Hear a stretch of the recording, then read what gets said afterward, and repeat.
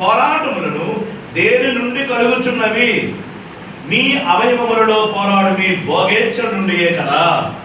యాకోబు ఎంత శ్రద్ధపరుడంటే, ప్రియమైన దేవుని సంఘస్థులారా, యాకోబుకున్న గొప్ప శ్రద్ధ ఏంటంటే, ఒక మనిషి క్రైస్తవుడైన ఒక క్రైస్తవుని జీవితంలో, ఒక విశ్వాస జీవితంలో సెల్ఫ్ పనిచేస్తుంది, లోపల ఒక అహం పనిచేస్తుంది. ఎందుకంటే ఆదాములో సంక్రమించిన పాపం మన లోపల ఉండిపోయింది. అది చనిపోయినంత వరకు పోదు, యేసు ప్రభు వచ్చినంత వరకు పోదు. ఎవరమైనా కూడా, ఇక్కడ వాక్యం చెప్పుకున్నాం, అలాంటి వారమైనా, వాక్యం వింటున్న మీలాంటి వారైనా, ఎంత వయసు వచ్చినా, చిన్నపిల్లల్లో కూడా ఆ సెల్ఫ్ ఉంటుంది. పెద్ద వయసు, ఒక 70 సంవత్సరాలు, 80 సంవత్సరాలు, 90 సంవత్సరాల వయసులో కూడా ఆ సెల్ఫ్ పనిచేస్తూనే ఉంటుంది. కాబట్టి దాని గురించి మాట్లాడుతున్నాడు. భోగేచ్ఛ, పోరాటము, అవయవములలో ఉండే పోరాటము అనే విషయాల గురించి మాట్లాడుతున్నాడు. సో మన జీవితాల్లో యాకోబు చాలా శ్రద్ధగా మాట్లాడుతున్నాడు. మీ లోపల ఈ పోరాటం ఉంది, జాగ్రత్త. మీలో యుద్ధములు ఉన్నాయి, మీ అంతరంగంలో ఒక సంఘర్షణ ఉంది, మీలో మీకు ఒక, ఎందుకంటే ప్రతి మనిషి ఎవరి పర్సనాలిటీ బట్టి, ఎవరి వ్యక్తిత్వాన్ని బట్టి మరి డీల్ చేస్తాడు దేవుడు. ఎందుకంటే నీ బలహీనత నాకుండదు, నా బలహీనత నీకుండదు. ఇది ఒక విడ్డూరమైన క్రైస్తవ జీవితంలో అందరికీ అన్ని బలాలు ఉండవు, అందరికీ అన్ని బలహీనతలు ఉండవు. ఎవరి బలం వాళ్ళదే, ఎవరి బలహీనత కూడా చాలా జాగ్రత్తగా వినాలి. నాకు ఒకటి బలం అనిపించింది, ఆ విషయంలో మీరు బలహీనత అవ్వచ్చు. మీకు బలం అనిపించింది, ఆ విషయంలో నాకు బలహీనత అవ్వచ్చు.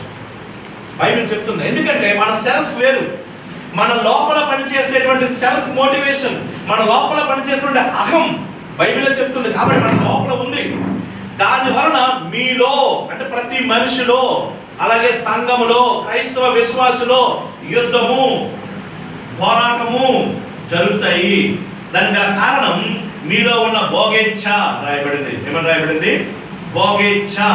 దాని వలన మీరు ఆశిస్తారు కానీ మీకు దొరకదు, మీరు నరహత్య చేయదురు, మత్సన పడుదురు కానీ సంపాదించుకోలేరు, పోట్లాడుదురు, యుద్ధం చేయదురు కానీ దేవుణ్ణి అడగనందున మీకు ఏమీ దొరకదు.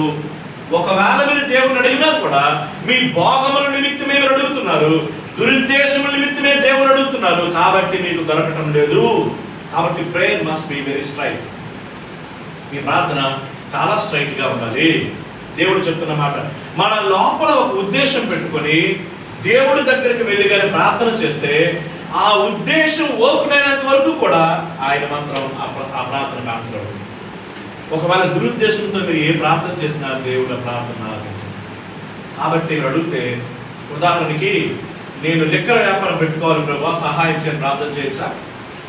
వైన్ షాప్ పెట్టుకోవాలి ప్రభా, నాకు ఒక 4 వైన్ షాప్లు ఇవ్వండి, ప్రార్థన చేయొచ్చా? నేను టొబాకో ఫ్యాక్టరీ పెడతారు ప్రభా, పొగాకు వ్యాపారం పెడతారు ప్రభా, సహాయం చేయని ప్రార్థన చేయొచ్చా?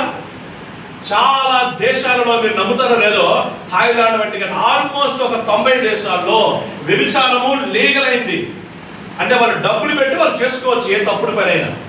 మీరు నా అన్వేషణ అనేటువంటి యూట్యూబ్ ఛానల్ చూస్తే వాడు చాలా క్లియర్గా, చాలా లీగలిస్టిక్ డాక్యుమెంట్ ఇచ్చాడు. ఇదిగోండి ఈ టైమింగ్స్ ఇస్తాడు, ఆ పీపుల్ ఇస్తాడు. అలాంటి వ్యాపారం నేను చేయొచ్చా?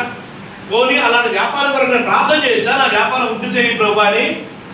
మనం ఏమడిగినా కూడా మన భోగేచ్ఛ నిమిత్తం, మన కడుపు నిమిత్తం, మన బతుకు నిమిత్తం, మన ప్రెస్టేజ్ నిమిత్తం, అలాగే మన తాలూకా తప్పుడు సిద్ధాంతాలతో, తప్పుడు వ్యవహారంతో అడిగితే యేసుప్రభు అంటున్నాడు, నిన్ను ప్రేమిస్తున్నాడు కాబట్టి నీకైనా ఆన్సర్ ఇవ్వడు.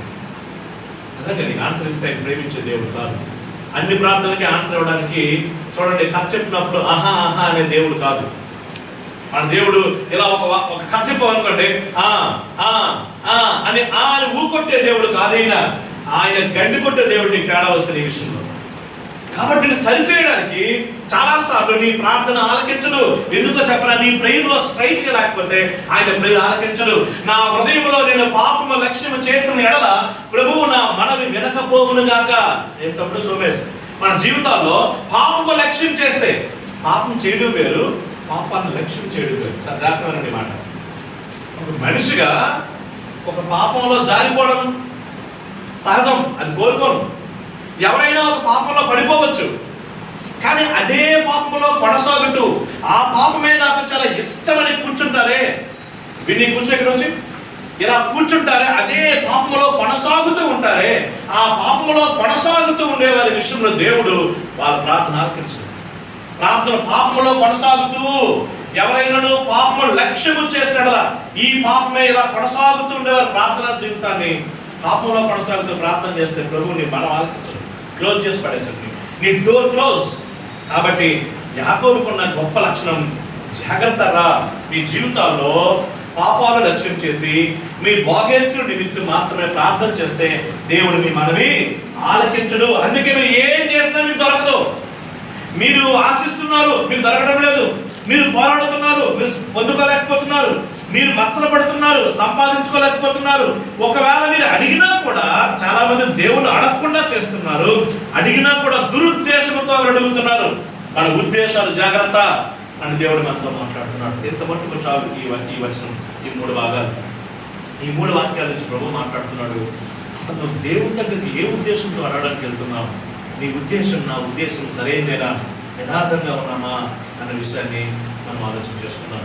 4వ వచనం నుంచి ప్రియమైన సంఘం ఆలోచన చేద్దాం.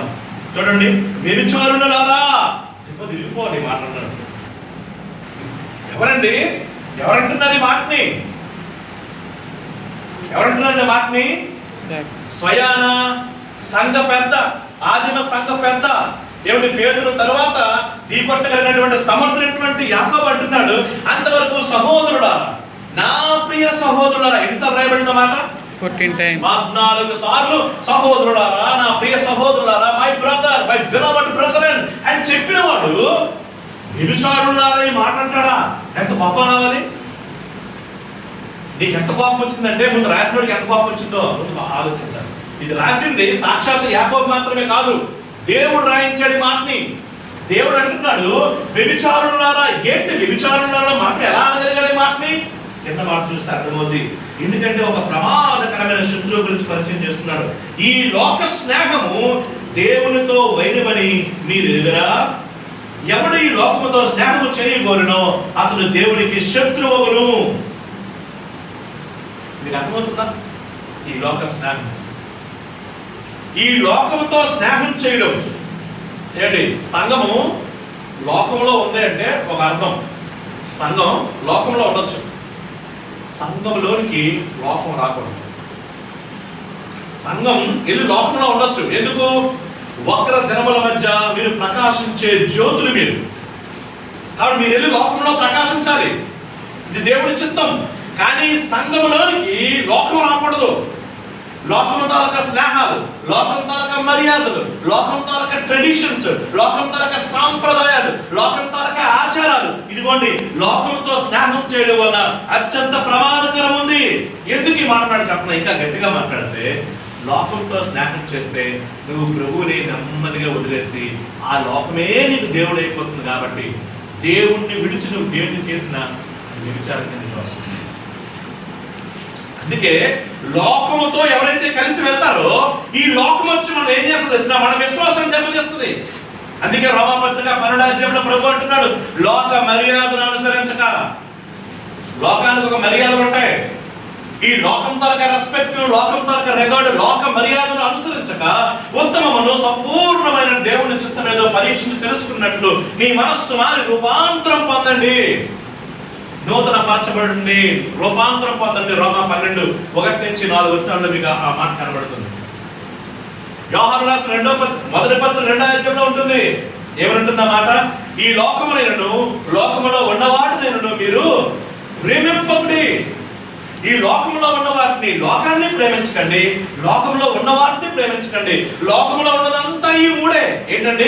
శరీరాశ, నేత్రాశ, జీవోటంబం. అంత ఆశామాష 3 మాటలు ఇవి. కంటతాకి పనికి వస్తాయని ఈజీ అనుకుంటున్నారా? శరీరాశ మన లోపల పనిచేసే ఫ్లష్ డిజైర్. నేత్రాశ మన కన్ను దేవుడిని చూడకుండా లోకం వైపు చూసేటువంటి నేత్రాశ, లోక భోగాలను నిలిపే నేత్రాశ. చివరికి ఫ్లష్ ప్రైడ్ ఆఫ్ లైఫ్, జీవోటంబం, ఆత్మీయ గర్వం. ఈ 3 పనిచేస్తాయి. లోకంలో ఉన్నదంతా ఈ 3 ఉన్నాయి. ఇంకేం ఆశించకండి. ఈ లోకంలో ఉన్నదల్లా ఈ 3. దేవుడు లోకాన్ని చెప్పినప్పుడు లోకంలో ఉండేవి 3. ఈ మూడు ఏం చేస్తాయంటే దేవునితో నీకున్న సంబంధాన్ని, దేవునితో నీకున్న సహవాసాన్ని తెంచేస్తాయి. కాబట్టి జాగ్రత్త అని అంటున్నాడు. కాబట్టి ఆ రోజు పౌలన్న రోమాపత్రిక 12వ అధ్యాయంలో, ఆ రోజు యోహాను రాసిన మొదటి పత్రిక 2వ అధ్యాయంలో, ఈ రోజు యాకోబు అంటున్నాడు లోకంతో జాగ్రత్త. అలాగని లోకస్తులతో మనం ఫ్రెండ్షిప్ చేయమా?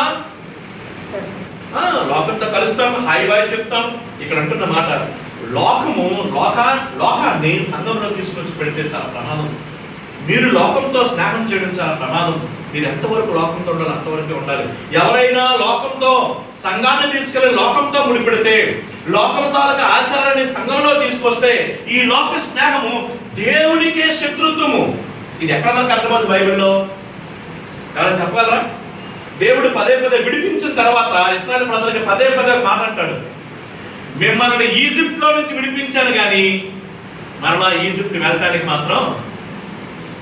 మీరు ఎప్పుడైనా ఇశ్రాయేలు జీవితంలో చరిత్రలో చూడండి, ఈజిప్ట్ నుంచి విడిపించబడ్డారు. ఐగుప్తు నుంచి యేసు ప్రభు వారిని దేవుడైన యెహోవా లేక యేసుక్రీస్తు ప్రభు 430 సంవత్సరాల బానిస నుంచి విడిపించిన తర్వాత వాళ్ళు ఎప్పుడైనా ఈజిప్ట్ వెళ్ళరా? బతికరగా తిరిగి ఎప్పుడైనా వెళ్ళరా? వాళ్ళు ఒక్కసారి కూడా వారు వెళ్ళరు. ఎందుకు? మిమ్మల్ని విడిపించింది మరలా అందులోకి వెళ్ళటానికి కాదు, మీరు ప్రత్యేకంగా జీవించడానికి. మీరు ప్రత్యేకంగా జీవించడానికి you should be very special one. మీకు పొసెస్డ్ ప్రీస్ట్, మీరు నాకు యాజకులుగా, మీరు నాకు సొత్తైన జనాంగముగా, ప్రజలుగా, రాజులైన యాజక సమూహంగా జీవించాలని ప్రత్యేకంగా విడిపించారు. మిమ్మల్ని విడిపించింది ప్రత్యేకంగా ఉండటానికి. బైబిల్లో ఉంటుంది ఒక మాట, అన్య జనులతో ఇశ్రాయేలు ప్రజలు సహవాసము చేసి వారి క్రియలు నేర్చుకుని. మాట, అన్య జనులతో దేవుని ప్రజలు సహవాసం చేసి, ఫెలోషిప్ చేసి, స్నేహం అంటే ఇక్కడ ఫెలోషిప్, ఫ్రెండ్షిప్ కాదు యాక్చువల్లీ, ఫెలోషిప్ చేసి వారి క్రియలు వీళ్ళు నేర్చుకున్నారు. ఏమండి, వీళ్ళ తాలూకు విశ్వాసం వాళ్ళకి రావచ్చు కదా. నీకు ఎగ్జాంపుల్ చెప్తాను. నీకు కండ్ల కలకలు వచ్చాయి. కండ్ల కలకలు తెలుసా సురేష్ బాబు? కండ్ల కలకలు వస్తే ఇంకొక వ్యక్తికి ఏ కండ్ల కలకలు లేవు, ఆయన వచ్చి పక్కన కూర్చున్నాడు. ఈయన మంచి కళ్ళు ఆయనకు వస్తాయా, ఆయన చెడ్డ కళ్ళు ఈయనకు వస్తాయా? నీకు అర్థమవుతుందా చెప్తున్న మాట?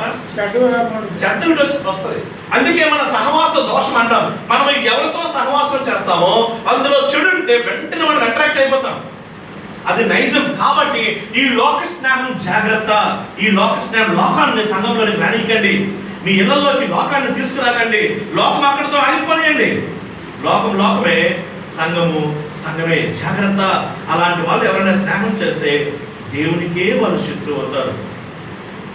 కాబట్టి మీరు మత్సరమగినంతగా అపేక్షించకండి.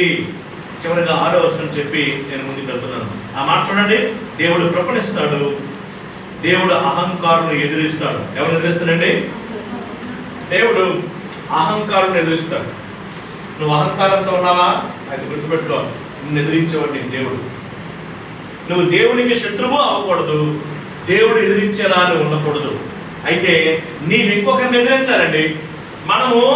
మనం ఎవరిని ఎదిరించాలంటే మనం అపవాదిని ఎదిరించాలి.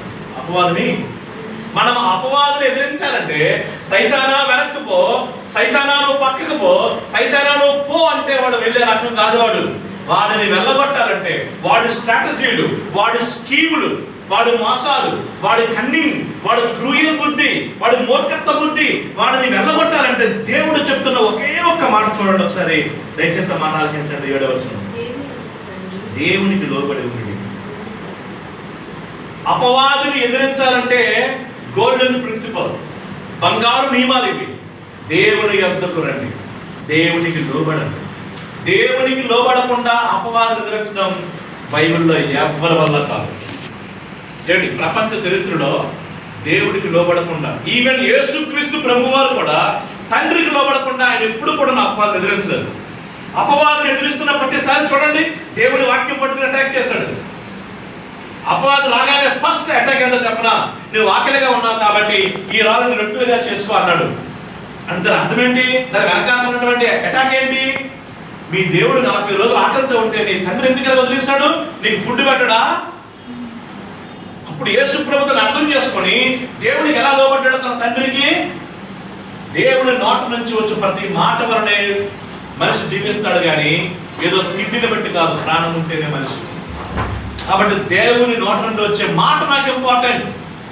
అలాగే పైకి తీసుకెళ్లి ప్రపంచం అంతా చూపెట్టి, ఇదిగో నువ్వు కిందకి నీకు దొరికితే చాలు, లేదా నా కాళ్ళకి దండం మొక్కు చాలు, నీకు ప్రపంచం అంతా ఇచ్చేస్తాను అన్నాడు.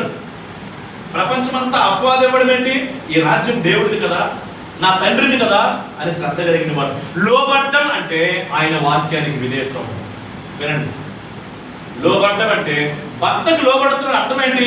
భర్త మాట వింటున్నారా? భార్యకు లోబడ్డం అంటే అర్థం ఏంటి? భార్య మాట వింటున్నారని అర్థం. లోబడ్డము అంటే మాట వినడం. దేవునికి లోబడ్డము అంటే, దేవునికి లోబడ్డం అంటే దేవుని మాట వినడం. దేవుడి మాట వినాలంటే దేవుడి మాట చదవాలి. దేవుడి మాటలోనే దేవుడి మనసు ఉంటుంది. దేవుడి మాట తెలియకుండా, దేవుడి మనసు తెలియకుండా నేను దేవుడికి లోబడ్డాను, దేవుడు అంటే నాకు పిచ్చి, దేవుడు అంటే నాకు ఇష్టం, కుదరదు. ఈ మాటలు దేవుడి మాట, దేవుడి మనస్సు అది ఏం చెప్తుందో గ్రహించుకొని దేవుడి మాట ప్రకారం ప్రవర్తించువాడే దేవుడికి లోబడేవాడు. దేవుడికి లోబడితే చాలు నీకు ఎలాంటి శక్తి వస్తుంది? నీ శత్రువుని ఎదిరించే శక్తి వస్తుంది. అపవాదిని ఎదిరించండి, వాడు ఏమవుతుందంట? మీరు గుర్తుపెట్టుకోండి, అపవాదికి లోబడకండి. అపవాదిని ఎదిరించండి, అప్పుడు వాడు మీ యొద్ద నుండి పారిపోతాడు. వాడు నన్ను నడిచి ఉన్నాడు, ఏమవుతాడండి? వాడు పారిపోతాడండి. వాడిని పారగొట్టాలంటే, వాడిని వెళ్ళగొట్టాలంటే, వినండి, ఈ ముగ్గురు నీకు శత్రువులే. నీ లోపల ఉన్న అహం, నీ చుట్టూ ఉన్న లోకం, నీకు ఎదురుగా ఉన్నటువంటి నీ తాలూకా శత్రువు అపవాది. అపవాది గురించి 3 Cలు ఉంటాయి. వాడు కన్నింగ్ ఎనిమి, వాడు క్రూయల్ ఎనిమి, వాడు కంటిన్యూస్ ఎనిమి.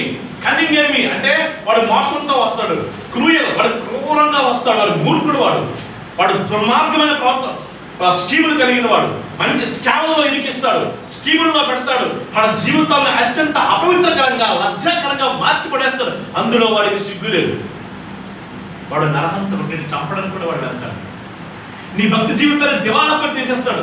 నిన్ను అత్యంత పాపంలోకి నెట్టివేస్తాడు. నీ జీవితం ఈ పాపంలోనే కొనసాగుతూ నువ్వు ఇలా పాడైపోతే బాగుండు అని కోరుకున్న ఏకైక వ్యక్తి నీ శత్రువు. కంటిన్యూస్, నిరంతరము నీ మీద పనిచేస్తాడని పేతురు ఏమన్నాడు ఈ మాట? ఎవరిని మింగుదునా అని గర్జించు సింహము వలె ఏం చేస్తున్నాడు? తిరుగుచూ ఉన్నాడు. కంటిన్యూస్ గా ఎవరిని మింగుదునా అని తిరుగుచూ ఉన్నాడు. తర్వాత చూడండి, నీ శత్రువు అపవాది, వాడిని ఎదిరించాలంటే దేవుడికి నువ్వు లోబడటం తప్ప ఇంకొక గోల్డెన్ ప్రిన్సిపల్ ఇంకేమీ లేదు. దేవుడికి లోబడటం అంటే దేవుని వాక్యం చదవాలి. దేవుని వాక్యంతో నింపబడితే వాటిని ఎలా డీల్ చేయాలో మనకు అర్థమవుతుంది. చాలా మందికి ఇక్కడ తెలియక మన కోపంతోనో, మన సబ్జెక్టుతోనో, మన ఆలోచనతోనో వెళ్తే చాలా ప్రమాదం వస్తుంది.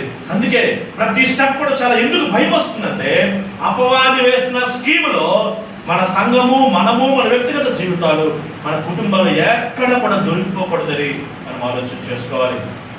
అలాగే చూడండి ప్రియమైన వాళ్ళారా, ఒక అద్భుతమైన మాటలు చూడండి. కాబట్టి మీరు ఇలా చేయండి.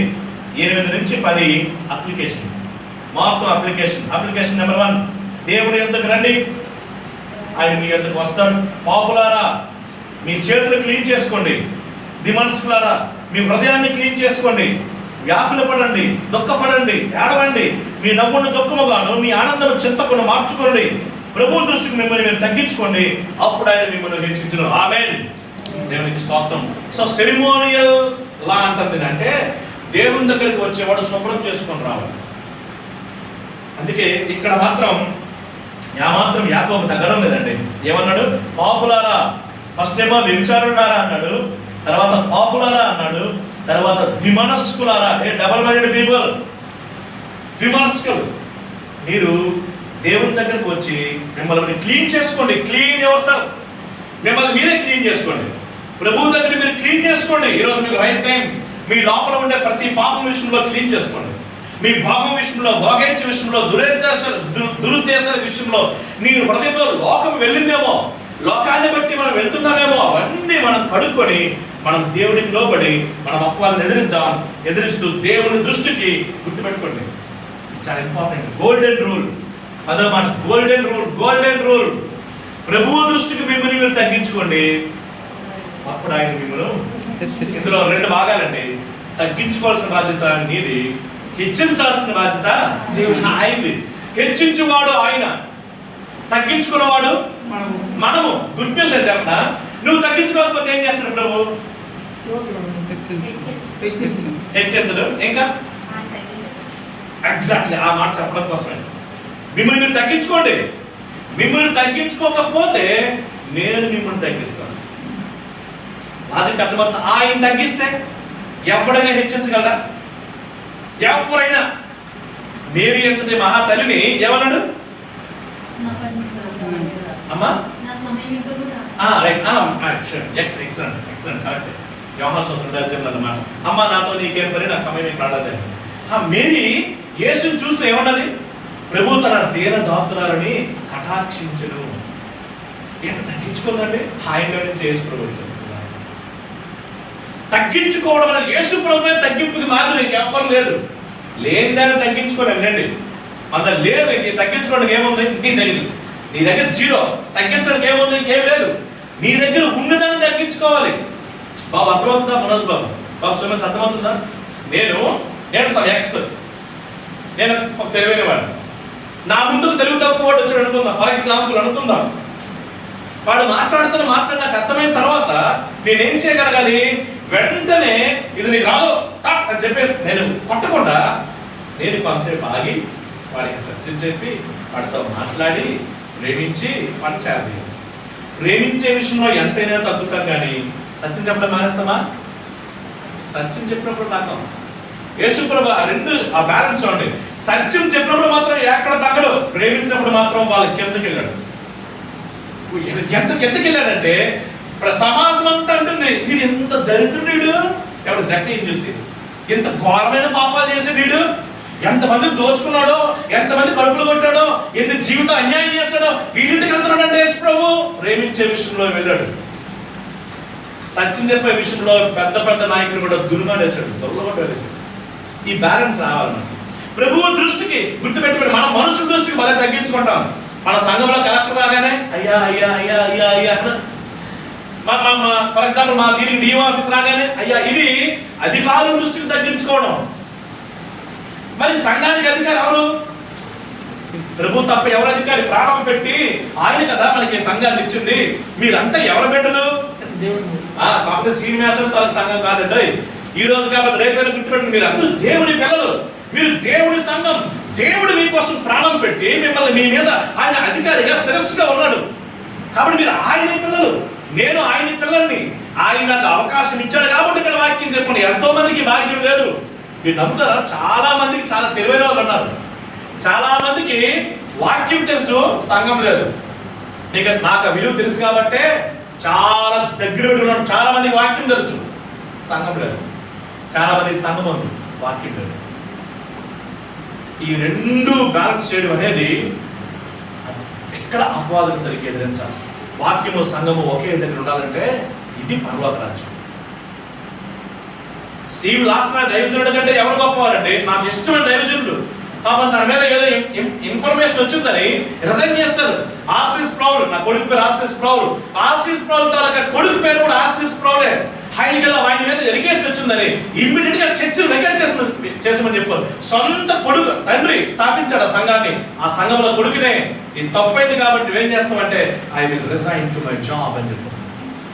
చాలా మందికి సంఘం ఉంది, వాక్యం లేదు. చాలా మందికి వాక్యం ఉంది, సంఘం లేదు. ఈ రోజు మనకు ఒక సంఘాన్ని ఇచ్చి ఒక నిర్దిష్టమైన వాక్యం ఇచ్చి పెంచుతున్నాడు అంటే ఇది మనకి చూడకుండా కాదు. చాలా జాగ్రత్తగా రండి. ఉన్నోళ్ళు 18 మందే కావచ్చు, 16 మందే కావచ్చు, చాలా ఇంపార్టెంట్. ప్రభు దృష్టికి మీరు తగ్గించుకోండి. తగ్గించుకుంటే ఏం చేస్తాడు? ఆయన హెచ్చిస్తాడు. ఆయన సమయంలో హెచ్చిస్తాడు. ప్రభుని దృష్టి మిమ్మల్ని మీరు తగ్గించుకోండి. అప్పుడు ఆయన మిమ్మల్ని హెచ్చించే పని ఆయనది, తగ్గించుకోవాల్సిన పని మనది. కాబట్టి బాధ్యత మనదే, ఆశీర్వాదము మనదే. దేవుని కృప మన అందరి మీద ఉన్నట్లు దేవుడు దీవించి ఆశీర్వదించును గాక. రండి చిన్న ప్రార్థన చేద్దాం. కళ్ళు మూసుకొని అధ్యక్షులకి సమయాన్ని నెక్స్ట్ సమయాన్ని చెప్తున్నాను. తండ్రి